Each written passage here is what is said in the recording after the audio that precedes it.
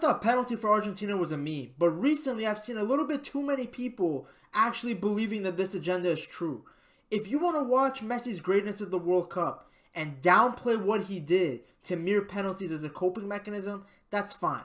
But for the rest of us that watch the games, watch the magic it conjured, watch what he did on the pitch, we would know that we watched a world-class performance from someone at the age of 35 to finally win the one achievement he didn't have. I already know the majority of people that are saying penalty for Argentina are trolling, but as time goes by, sometimes the details get missed, and I don't want there to ever be a question about this narrative. So if you think that Messi was the best player in the World Cup strictly because of penalties, you are significantly mistaken, and in this video, I'm going to discuss exactly why we are not even appreciating Messi's greatness enough. Firstly, let's not pretend like scoring a penalty in the World Cup is an easy task. It is the most prestigious tournament in world football. When you go up to that penalty spot, unlike in the league or the Champions League, you are carrying the entire weight of your countrymen, an entire nation, at times an entire continent on your shoulders. It is the highest pressure venue and one of the most high pressure situations that you will ever experience as a footballer. Like, I get it, it's easy to judge from the comforts of your house that, oh, that's a free goal. But the reality is converting it requires courage and the composure to do it at that highest level. Then we get into the next debate where people want to say that the World Cup was rigged and the penalties weren't penalties. Firstly, of all the penalties Argentina got in the World Cup, there was only one that was questionable. And that was the one against Poland, where Szczesny punched Messi in the face and they called it a penalty. That was the only one where, in my opinion, it wasn't a pen.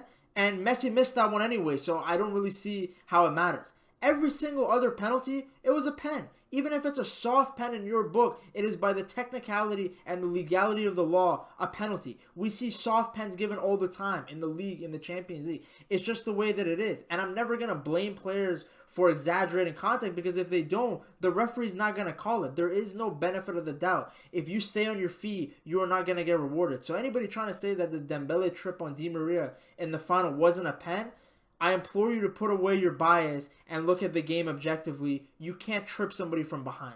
Now that we have discussed the penalties, let's appreciate Messi's greatness in that World Cup. And anybody that watched the games will tell you how great he was. The game against Mexico specifically, it will go down as one of the most iconic performances from Messi in his career. With their back against the wall, the most high-stake game in the entire tournament, because if they lose or tie, they're out of the tournament because of what happened against Saudi Arabia. When his country needed him the most, Messi stepped up with one of the best goals of his career in terms of importance, not in terms of quality. Obviously, it's an incredible long shot. When you analyze the percentage chance of that opportunity going in, it was very, very low. So the goal was already incredible, but what it represented and what it sparked in that tournament is why I think it's of such high importance. Because Argentina was creating absolutely nothing. Like, that game, they created nothing. Nobody was able to break down that Mexico defense, and it took a moment of greatness to do it.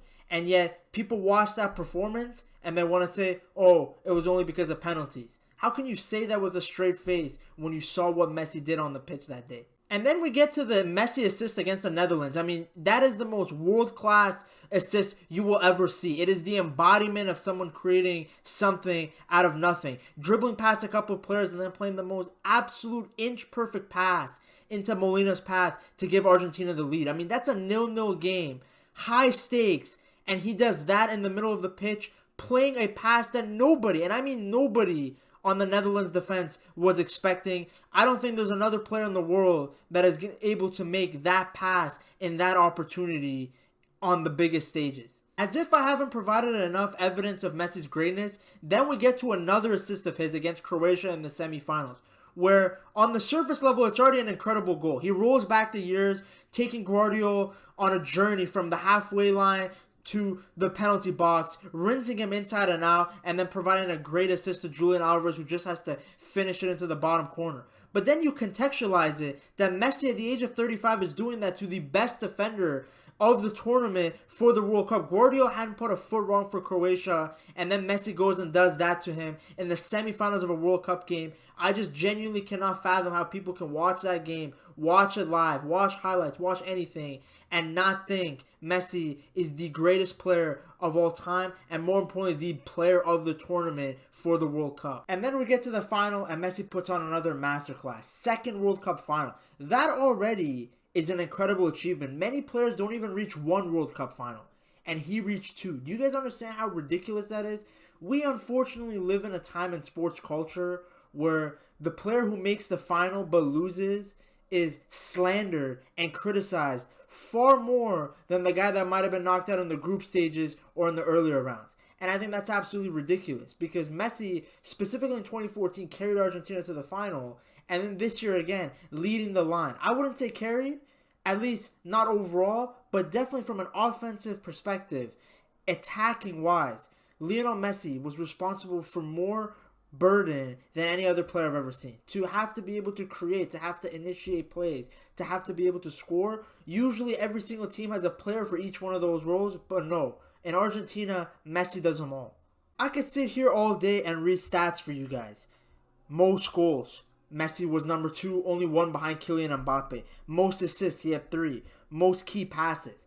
I could go on and on and on about all the little statistics that Messi dominated in, but the reality is anybody that watched those games could see how influential he was. There were so many things he did on the pitch that helped Argentina win that won't be reflected on the stat sheet. And that's why I feel like when I'm arguing against people that thought Mbappe was better, it's like I'm arguing to a wall. Because going into that final, Mbappe was arguably not even France's best player. It was Antoine Griezmann. Don't get it twisted, Mbappe was fantastic. I mean, he did score a hat-trick in a World Cup final. But let's not act like he wasn't non-existent for 80 minutes of that game.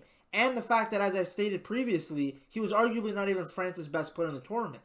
But the part that kills me is the majority of people that downplay Messi's performance at the World Cup and then try and uplift Mbappe, they downplay Messi's pens, but 2 of Mbappe's 3 goals were penalties. How could you not keep the same energy for both players? At the end of the day, it doesn't matter. Messi silenced all the critics. He did it. He finally achieved football immortality, winning the World Cup, the most prestigious trophy in world football. And he did it as the best player in the tournament at the age of 35.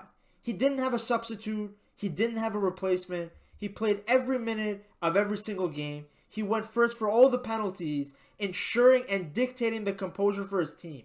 That's the sign of a true leader, a legend, a GOAT. Lionel Messi, the most goals and assists in World Cup history, most knockout goals and assists in World Cup history, most assists in World Cup history, most man of the matches in World Cup history, only player ever to win the player of the tournament twice, only player to score in every knockout game, a brace in the final, World Cup champion Lionel Messi.